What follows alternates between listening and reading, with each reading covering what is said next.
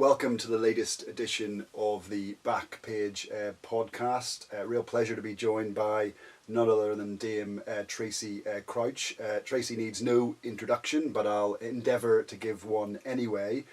Tracey is a former MP for Chatham and Aylesford, probably best known for being a former Minister for Sport. And of course, relevant to what we're going to talk about a bit today, Tracey was appointed to chair a review of English football, a fan-led review which resulted in the now famous white paper on football governance, which I think became known in the media as the Crouch Review, and which in turn has led us to legislation for an independent statutory football regulator, which is the first of its type. Tracey is now MD of Sport at Hanover Communications, one of the leading strategic communications consultancies in the market, and we'll come back to Hanover and your role and the plans for Hanover Sport later on in the podcast. Tracey has also served on many boards, including being a founding trustee of the charity Made by Sport, an independent non-executive director of Parkour UK, an independent director of the Oval Invincibles, one of the 100 franchises, particularly interesting given the recent ECB 100 franchise sale. Tracey continues to serve on the board of British Cycling Events, the Kent County Cricket Board, and on the Horse Welfare Board. And if that isn't enough, Tracey is also a qualified FA football coach. Can I ask you a bit about that, by the way? What level do you coach at? Well, I coached at level 1. Yeah. I don't coach anymore, but I basically stopped playing football when I was 30 because I was playing girls who were 16, 17 and it wasn't fun anymore. But decided that I wasn't ready to give up on football. Yeah. So I took my coaching badge at Tottenham and Tottenham. coached girls starting from under 10s right up to when they left at ladies. We're going to talk a bit later on about women's football and the development of that part of the sports industry, but weren't you banned from playing football because you were a girl when you were younger? I was. I mean, you have to remember that I'm nearly 50, so, different times, and in the playground I just wasn't allowed to play football with the boys. It was seen as something that girls didn't do, so I was often sort of kind of told to go and play with girls, hopscotch or marbles or something. And then as soon as the teacher went off to shout at somebody else, I'd crack on again with playing football. But I grew up on an estate with all boys, so I played all sports. It's just that football was the thing that you played in the playground. Where did you grow up? In Kent, was it? Yeah, Hythe in Kent. Ah, right. I went to university in Kent. Very nice, in Canterbury. Yes, yeah. Canterbury, nice part of the world. I was actually also a football coach myself for about a year. My son's under-8s team, he's thankfully gone on to slightly better things in the sport, but I do recall approaching that season with an intensity which was probably disproportionate, under-8s football looking back, but maybe that says more about me than anything else. I loved it because I actually didn't have any relative or any connection to the girls' team that I was coaching, so there was less pressure on me in terms of team selection. I didn't have to worry about whether or not I was subbing, my daughter or whoever, more than anybody else, and I didn't have to deal with that. But because you have a son, don't you? I have a son, yeah, and he's 9, and he's just turned 9, same age as my son. Yeah. And he doesn't love football. Which I try not to let it break my heart. But you haven't got him into Spurs or anything like that? I took him to Spurs many times. He was a mascot at Spurs. Was he? For his 7th birthday. But then he declared that he actually likes Man City. In part because Haaland, right? And actually kids today, they support players, not teams, really. That is the trend, isn't it? Yeah, it's an FC24 thing. Or an FC25, I think we're on FC25 now, yeah. But it's it's a gaming thing, and frankly, it's a phase. I'm willing to. And you're not putting it down to the slightly up and down form of Spurs and all of the. I mean, actually, I've read some really interesting statistic about how children select their football teams. Go on then. And it is between the ages of 7 and 9, and it is often based on where that team is in the table, whether there's a family connection or if there's a particular player. And I have no connection to Tottenham through my family. From my parents hated sport. And it was 1983, Spurs were good. And kids on the estate. Clive Allen, wasn't yeah, he? I love Clive Allen. I used to pretend I was Clive Allen in my head when I was playing football. Didn't he score 40 goals one season? That's okay. He was ginger, and you know, I was ginger, and you know, it was like I was a striker, he was a striker. It was literally as simple as that. And I do still get the opportunity to meet him every now and then. And that must be quite special. Yeah, I'm a proper fangirl. Yeah, absolutely. But you know, he so my son he you know, he's very much part of the norm of he's in that age bracket where he sees a team that's successful and he wants to support that team. I have drawn the line on letting him have any Man City merch. Paraphernalia, yeah, that's perfectly reasonable, Tracey. And he was asked at training the other day why, if he supports Man City, he turns up in a full Tottenham kit, and he rather innocently replied to the coach that it was because Mummy said that she'd take him out the will. Yeah, no, again, true you story. know, that's not unreasonable. It's not unreasonable. He does have a Mousel FC shirt that he now wears because he was being bullied. FC? Mousel is the most southwesterly football club in the country, Really? and his granddad lives in Mousel. So wow, we've been seeing them a couple of times. What league? What tier are they in? What part of the pyramid are they in? Very low down, you know, grassroots level.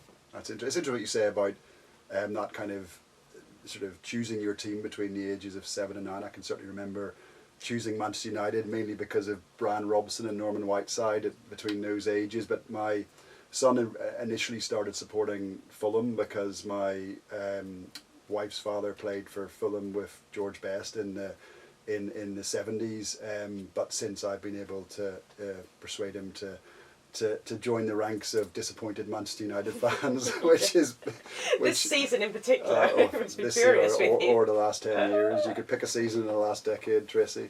Well, look, I mean, it's been quite a career, quite a journey for you up to this point, and it's clear that a central feature in that life and career is sport.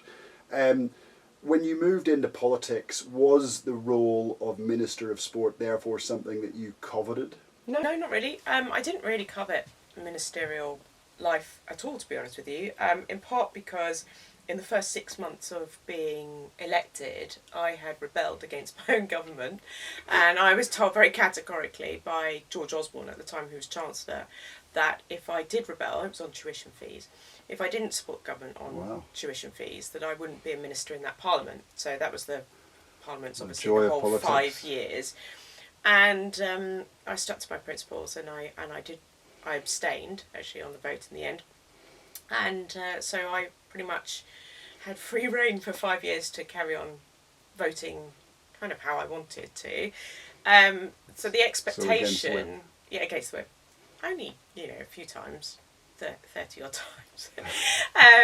So the expectation of being a minister was parked. For lots of people, they get into politics and they instantly want to start rising up the ladder, and many have ambitions to be a prime minister or whatever, and I never had that ambition to be prime minister. I think it's the worst job in the world, so I didn't really covet ministerial life. And then when David Cameron rang me up after the May 2015 election and asked me to be his Minister of Sport, I was very surprised and at first quite unsure whether to take it. And he gave me half an hour to think about it, which was very sweet. And then I took the job and felt very comfortable instantly in it, and basically cracked on with the job. Did you have quite a good relationship with Mr. Cameron then? I did, yeah. I mean, I really liked him, and actually George as well, even though I used to get told off by them quite a lot for being independently minded. Shock horror, heaven forbid. I look back and I think of those first 5 years in my 14 and a half years in Parliament, and actually they were such happy times. It's the coalition was a wonderful time, I think, in politics, and although we had our frustrations and our challenges between us and the Liberal Democrats, we got stuff done. And I recall it. Genuinely made really good friendships across the political spectrum as a consequence of the coalition, but also because it was just a different time. It was a much calmer, more pleasant experience in Parliament than the rest of the time after 2015, and which just became a bit more hostile, particularly post-Brexit. So I do look back very fondly on those first 5 years, and then 3.5 years as a minister until I resigned in 2018. And of course, you famously became the first serving minister to take maternity leave. Conservative minister. Apologies. Yeah. I know it's funny because I didn't really think it was an extraordinary thing at the time. You know, it was just an expectation that I was pregnant. I was going to have maternity leave. I hadn't realised at the time that was a big deal. But actually, you know, the processes were put in place fairly swiftly. Yeah. They've evolved over time because while I was the first, I certainly wasn't the last. Thankfully. Thankfully. And certainly there's a much more seamless process now. But I had a good maternity experience. I only took 3 months. I only wanted to take 3 months, in part because it was an Olympic year. And so I wanted to come back to work. Yes, Rio, of course, yes. Rio. I wanted to come back to work so that I could go to the Olympics. Yeah, Adam Peaty's first gold. No, I know that because my son is obsessed by Adam Peaty. Oh, really? Yeah. He's a really lovely guy. Oh, you've met him? Yeah, a number of times. He's lovely. My really 9-year-old nice guy. would be so jealous. Yeah, really, he's pleasant. A lot of Olympians, very humble, and they just. There's so much commitment and dedication into their sport that we don't see. No, you know, we see that 4-year period, you know, it builds up to that one moment, but you know, that top of the pyramid, what has gone on below the surface in the previous 3 3/4 years is extraordinary. It's not just that. You know, most of these people have been doing their sport since they were our kids' age. Yeah. You know, and their parents or their families who commitment. I mean, you know, there's us on a Sunday morning thinking, oh look, it's raining, and you know, he's got junior park run and he's got rugby training, and then I think about parents of swimmers who are up at 5 every single day and driving, you know, hundreds of miles in some cases in order to get their kids, you know, it's amazing. The round journey to get their kids into particularly swimming, which obviously is an early start, isn't it? Exactly. It's we were actually, it's just by quirk of coincidence, the Adam Peaty's 100-metre breaststroke final fell on my son's 9th birthday last July, so we all went to Paris. I'll not tell you how much bloody tickets cost. Still paying it off. But it really was, I mean, he obviously missed out by 0.02 of a second, which was at the time devastating. But, you know, I've been fortunate to have gone to so many amazing sporting events, mainly as a consequence of the job that I do, but hands down that was the most exhilarating 50 whatever seconds of sport I've ever witnessed. It was just the emotion, the intensity, and it's just the Olympics is just an extraordinary thing, and I can see why you'd want to come back to work and be part of that, even if it meant ending your maternity leave a bit early. You know, and it was hard to fly, you know, thousands of miles. Yes, because it's not down the road, is it? And, you know, and leave baby and husband alone. Yeah. You know, for actually I only went for a week, and then again for the Paralympics. But and it isn't all fun actually. There are obviously a lot of fun moments when you go to an Olympics as a minister, but there's also a lot of work. Well, there is. You're ambassador for the country. I mean, you're not just there to enjoy the sport. You're there to do a lot more than that. Yeah, for sure. And you have all day long sports ministers meetings and talk about a whole host of issues, whether it's from integrity through to, you know, doping or, you know, future events and stuff like that. So it can be quite intense as well. But then you do get to sit down and watch sport. In fact, actually, from Rio, I became quite good friends with the then Norwegian sports minister, Linda, who was just absolutely fantastic and a real force when it came to anti-doping. And then I was fortunate enough to go to the Winter Olympics in Pyeongchang and met Leila, who was the Icelandic sports minister, and we remain friends today, and it's really good to have those sort of kind of connections. Did you build then sort of quite collaborative relationships with your counterparts in other countries and jurisdictions? Yeah, for sure. Yeah. And in fact, actually, I was in Washington DC for the on the week that I resigned at a major conference on doping in the White House with Linda, and so it was quite nice to sort of kind of, you know. She was one of the last people that I saw. I remember actually, somebody asked me this the other day. In fact, George Osborne and Ed Balls were talking about it on their podcast about your favourite sporting or football moment, actually, political football moment.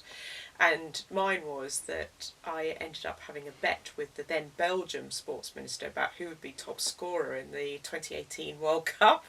And he was convinced Lukaku was going to be in. Yeah, well, he was on fire at that time, you wasn't know, he? Harry Kane will. I think Harry Kane by like a single goal or something. And I Yes. can't remember what the forfeit was, but I think Harry scored all his goals in the group stage. Yeah. He certainly benefited from a hat trick against, I can't remember, one of the maybe let's call them lesser nations.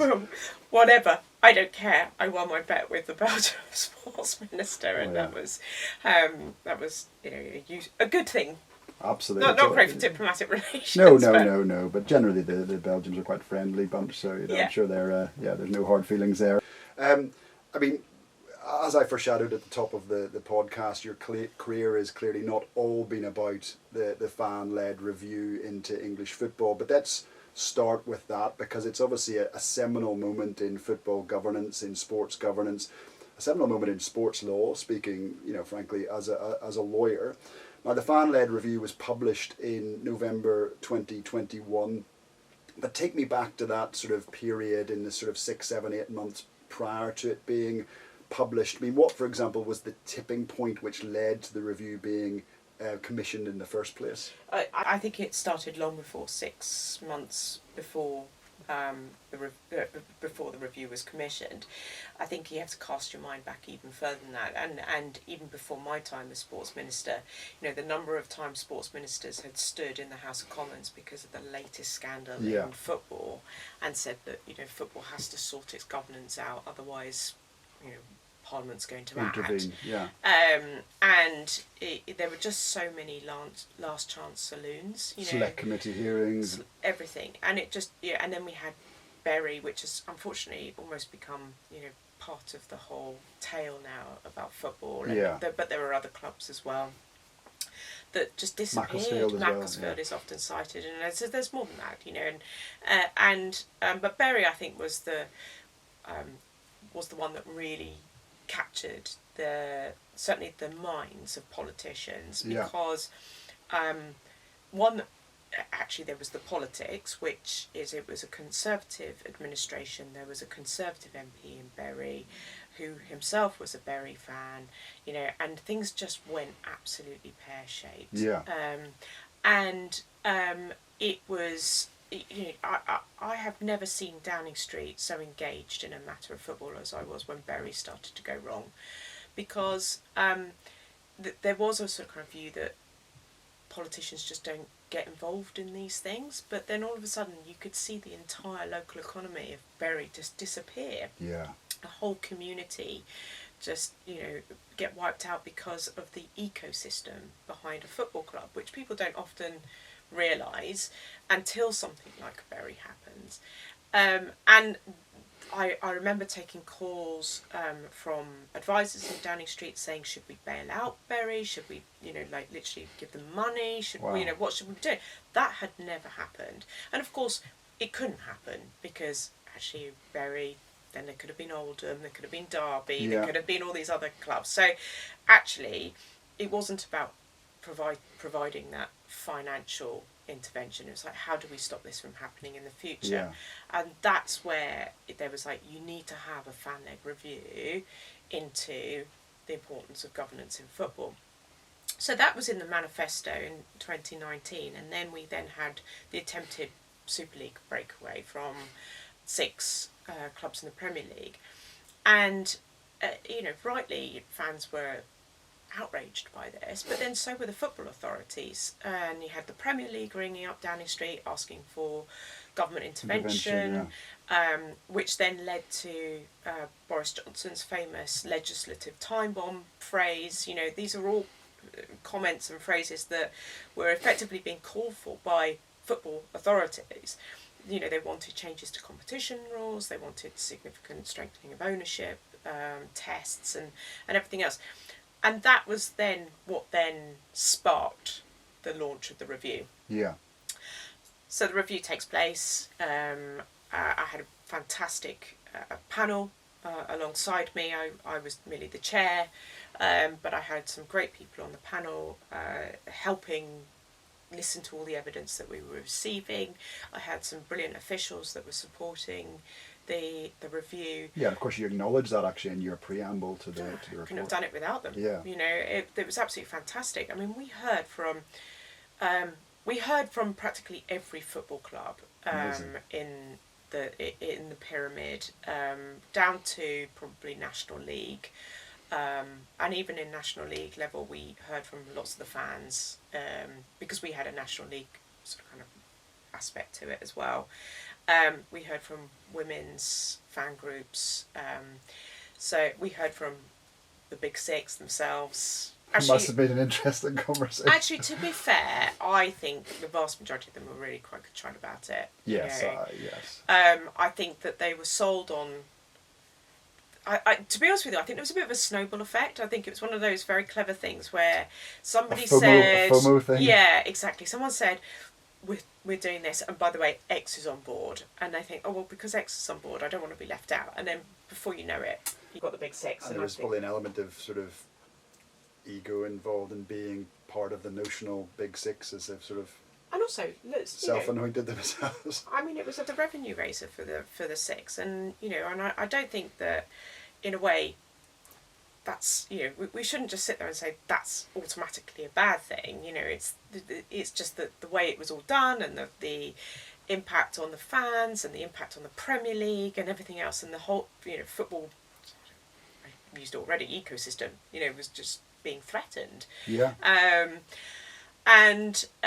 So anyway, that's what started it, and we heard lots and lots of evidence. We had some kind of set structures of themes that we were looking at in terms of the outcomes. A regulator was part of that, you know, whether or not there ought to be this thing. Where it sat was not, you know, predetermined. And we looked at ownership. We looked at, one of the things I felt very strongly about was that whatever we did shouldn't impact competitiveness of the Premier League. It shouldn't impact the ability to encourage talent into English football or investment. And so when we drew up the review, you know, we made it very clear that the options that we'd come up with, where they sat in a score around competitiveness, international competitiveness, domestic competitiveness, and so on. So we tried to be as fair and as reasonable as possible. I read somewhere about 110 hours worth of evidence was collated in that 5-6 month period. I think it was probably a bit more than that, to be honest with you. Amazing. But I think that's a nice round number. There was a lot of, you know, I always say that the civil service team were absolutely fantastic in supporting it. Yeah, no, it's. I mean, can I just ask you about some of the? It was really interesting to hear you describe how the I guess the early thinking behind the review actually, you know, predated 2019, 2018, you know, all the way back to sort of 2016, 2017, and even before your time, because obviously, you know, certainly the media has presented the view that, you know, that Berry, COVID-19 and the European Superleague threatened breakaway were the kind of the three core tipping points, but actually a lot of the groundwork was building long before that. But obviously, you know, back when you go back to 2015, you know, we were because we were fortunate to do some work with Sporting and in UK Sport, we had some, you know, indirect involvement in it. You go back to the UK Code for Sports Governance, you know, which obviously UK Sport and Sport England co-created. Was that, I guess, framework part of the thinking when you moved into the fan-led review in terms of the areas that you wanted to improve upon? Obviously, there was 10 recommendations, which were obviously in part broader than what the Sports Governance Code provides for, but nevertheless, was that part of the kind of the early phase thinking? So some of it. So the Sports Governance Codes came out of my sports strategy, which I published. No, I remember. 2015. Yeah. And there was some, you know, very practical reasons behind that. Those reforms. One was to build in better governance in the national governing bodies, which get significant public funding. So it was a case of you need to reform your governance structures, or you don't get your public funding. And that's actually been incredibly successful, particularly in terms of transparency, accountability, but also diversity on boards. 100%. And many will say that one of the reasons why we have more women in leadership roles in sports now is as a direct consequence of those governance codes, and that's a very pleasing sort of kind of outcome of that sports strategy back in 2015. But one thing that was very clear, both before, as long before Berry and everything else, was that football doesn't necessarily have those good governance in place. No, because they're not in receipt of public funds. The FA receives public funding. And, yes, but the clubs don't directly, so there's not that direct control of the purse strings. Correct. And many would say they're private businesses and so on. But good governance exists in the private sector. There's good governance codes in the city, for example. So I assume there's good governance codes in law firms. There certainly are. So it's not like it's an unusual thing. In many respects, football was quite unique in not having good governance codes. And I remember talking to a then League Two chairman and chief executive who was, as I just said, the chairman, the chief executive, also the finance director. Yes, multi-hat rules. I mean, that's something we've seen on numerous occasions. I mean, that's just not good governance. Even at the higher echelons of the game, funny enough as well, it happens. That's just not good governance. If you don't have anyone there to challenge, in a nice way, some of the spending decisions, or take accountability seriously, or take transparency seriously, then you're just not going to get the right decisions being made. And in football, as we saw with Berry, that creates a significant consequence, or it can create a significant consequence. So getting good governance in place was definitely something that needed to happen anyway. It was just a very convenient thing to tie it in with the football review. Is it fair to say that, because obviously, if you look back over the last 40, 50, 60 years of governmental sports policy, it's generally been premised on a non-interventionist approach. I think that did start to change, ironically, around or about 2015, 2016. Is that a fair? No, I'd say long before that. So I think what you need to remember is I was sports minister for 3.5 years. Before that, we had brilliant sports ministers like that, Andy Burnham, Richard Caburn, Jerry Sutcliffe. And there's always been government intervention. Quite often, it's because sports want or need government intervention in certain things, like, can you help us fund stadium redevelopment, or can you help us do these things? And so there's always been a sort of mutually convenient relationship, which is that we'll help you, but you also need to do the following things as well. Yes, that kind of, some people refer to it as the private-public partnership, or the public-private partnership. Yeah, and I think I can completely understand why there is an unease around intervention in sport. I completely understand that, but actually sometimes it's needed. And I think there needs to be a bit more self-awareness and reflection as to why we're in this place in the first place. There's certainly been legislative need over the years on a reactive basis when you think about stadium safety, health and safety, gambling and the Gambling Commission, tobacco sponsorship. Obviously, London 2012 is another example of where we're going to come on to safeguarding in a minute. I think that's a really important topic. But can I just ask you, were there any concerns about, I'm trying to think of a good phrase here, proportionality of demands down the pyramid? Because obviously the resources of a Premier League club are vastly different to the resources of a National League club, and obviously the licensing structure when it comes in will cover 116 clubs down the pyramid. And obviously when you look at, say, what we've just talked about, the sports governance code, which is broken down into tiers 1 to 3, depending, in crude terms, on the level of funding the grantee is receiving. Was there any sort of concerns about that kind of, I guess, those proportionality issues and the resources that would be required? So proportionality is at the heart of the independent regulator. And you're absolutely right in terms of the needs, the challenges of the Premier League are very different to that of a National League club. And that is reflected in the legislation. that differencing right through the licensing system is the best way in order to do that, to bring in those different proportional aspects to it.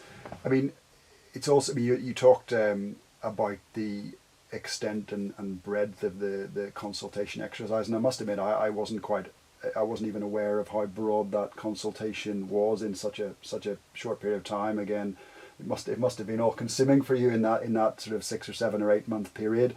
But it seems to me that you've been really clear that the interests of fans are right at the heart of not just the fan-led review, but also the regulator's role going forward, and indeed how the licensing system and the licensing conditions will work. And obviously that, it seems to me that has been a really consistent thread throughout this from your perspective. Is that a fair comment? Yeah, absolutely. I mean, I think fans are really, really important in the future of English football, and I think that we shouldn't take fans for granted. One of the things that came very clear from the fan-led review is that that those clubs that engage their fans really well have really good outcomes, business outcomes, and those clubs that are a bit more sort of kind of dismissive of their fan base don't always have the best, business outcomes. Forget what's happening on a pitch, And I think sometimes football leadership takes fans for granted or has a negative view of their fans. Maybe that's a historic thing, but but at the end of the day, fans come from all walks of life. Yeah. And I just found it a bit rude sometimes that football leadership can think that somebody who pulls on a shirt on a Saturday, has a few pints down the pub, goes and shouts or jeers their football team,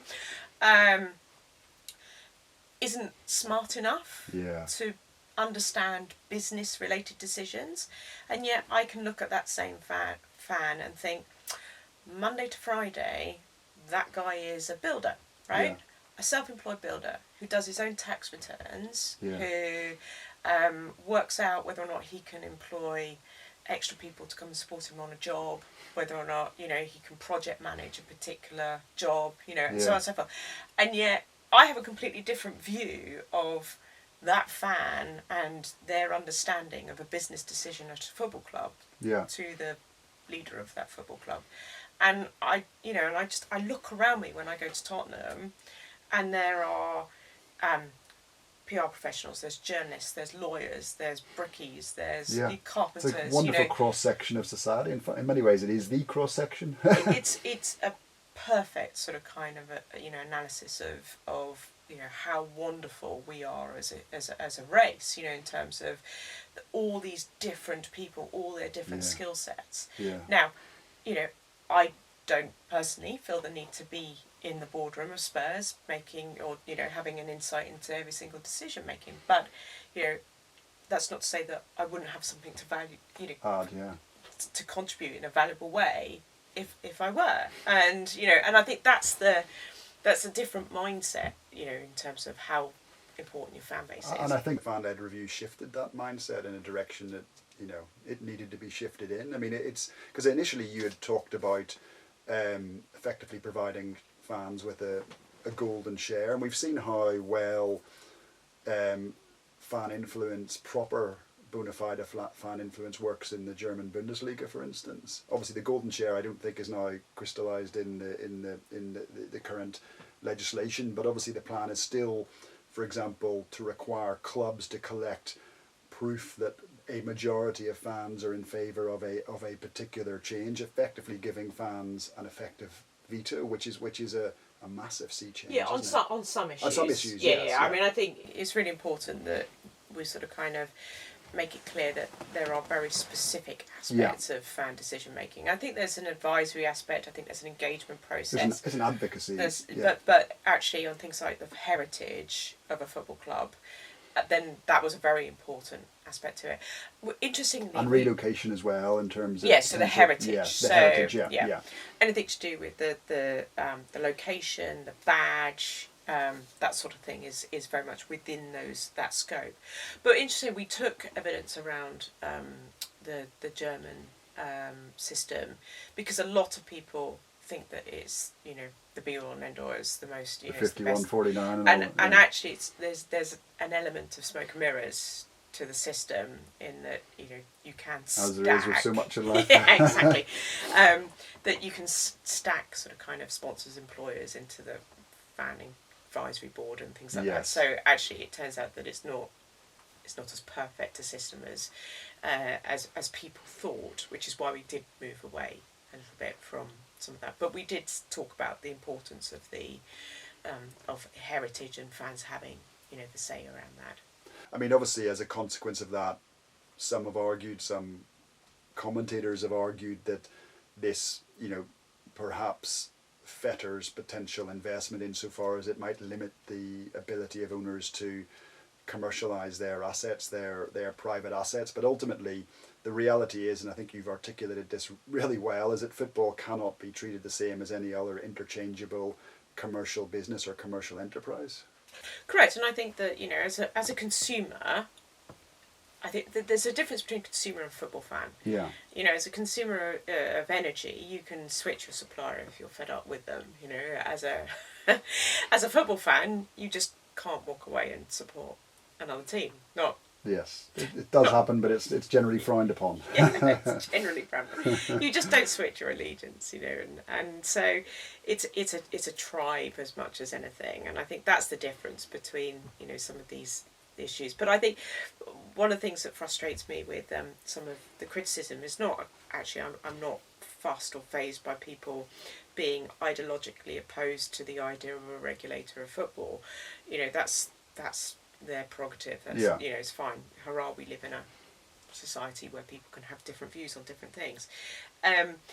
What I do get frustrated about is a lot of time people are articulating these opposing views having not read the review. Correct. And I think if people had read the review, they would certainly see there was a lot of effort that's gone into the thought process around the establishment of the regulator, how it won't impact investment, how it won't impact the ability to drive forward or to reform within their club. Well, exactly. The point on relocation is a case in point, because there is quite clearly flexibility there. I mean, if a club could make the case that it could only financially survive by say moving stadium or relocating, the regulator, it would be self-defeating for the regulator, for instance, to stand in the way of that, even if there's a scenario whereby the majority of the fans might be opposed to that. So there is that kind of baked in flexibility. There is, and actually, you look at, I just don't see why fans would think that anyway. You look at the redevelopment of Spurs, you look at the redevelopment of Everton,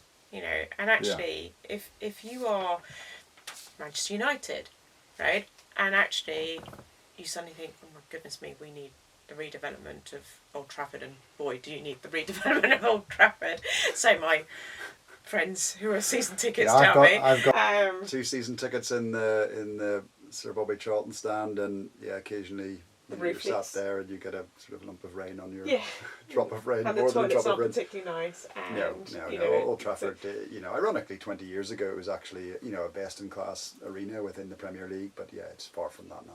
But if the club came to its fan base and said, right, we want to redevelop, we've looked at all the options, we've got the government money to develop Old Trafford, but actually we think it's going to be better in this part of Manchester instead, and this is what it's going to look like, and look at, by the way, at Tottenham, and look at Everton, and look at these top rate club stadium, but we can't do that here on this footprint.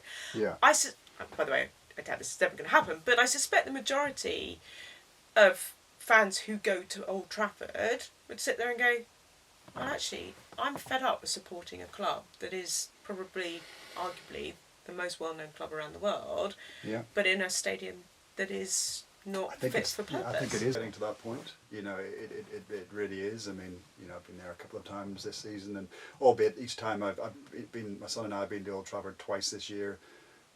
We've seen 6 goals across those 2 games. Not one of them have been scored by Manchester United. We lost 3-0 to Liverpool, which was particularly painful, and then we got stuffed 3-0 by Bournemouth just before Christmas. That put it down to the 2 fans that have gone during the you guys going up there, you're jinxing it. Well, yeah, and in the Bournemouth game, it actually took us about 20 minutes to get into the ground because the queues to get in because the turnstiles are so small in the Sir Bobby Charlton stand. So yeah, there's lots of gripes I could raise about Old But Trafford. that's my point, though, right? It's that you ask fans for you put a sensible proposition to fans and say this is what we want to do with the club going forward, and a sensible proposition will be met with a sensible response, you know. And I think, and personally, I just don't think owners, leadership within football has anything to fear from its fan base.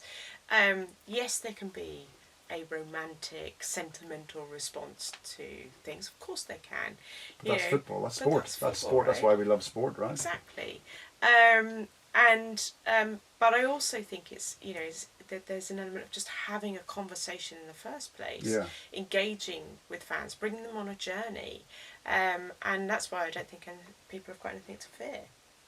Tracey, taking a more maybe macro look at, say, the next 3 years, you're obviously out of the political arena now, so you can even perhaps be more objective about this. Do you have any thoughts on what the regulator needs to do or should be doing or should be ensuring that it gets right to avoid some of the inevitable teething issues that are going to arise? Well, first of all, we've got to get the legislation through Parliament. I mean, I think that's the frustrating aspect of this. It's been a slow burn. It's been a very slow burn. And what I find particularly frustrating is that those who initially asked government to intervene are now those who are leading the opposition to the outcome of that intervention. Yeah. And that's the frustration I have. That's not to say that there isn't a place for the football authorities to have their view on particular aspects of the legislation. I have no issue about that at all. But to have asked government, it's the Premier League in particular, to ask government to intervene on the Superleague Breakaway, and to secure the legislative time bomb that Boris promised, to now try and do everything in order to stop the legislative time bomb is the frustration that I have. But nonetheless, this is a different version of the bill that was put forward from the previous government. That is the prerogative of the current administration. Yeah. And it's going through Parliament slowly. I suspect that once it gets through the Lords stages, it might have a slightly swifter stage through the Commons, and hopefully we will start getting the regulator established, and there will be a slow introduction, I suspect, to ensure that we do get all those. And it needs to be properly funded, right? It needs to have the right experts in public law, public regulation, sports law, football law. Also, it needs people who are experts in capital and liquidity. Yeah. I mean, I think that's one of the things that I was very keen to see reflected in the white paper and the subsequent legislation, which is what we put in the review, is that this is about solvency. Yeah. And I was in the city when Solvency II was going through under the Gordon Brown kind of premiership and chancellorship, and that's a really important aspect of making sure that there is that liquidity and sort of kind of within the business, so that you don't see another bury. So you need people to understand that, as well as you need the lawyers and those that are going to build the whole system.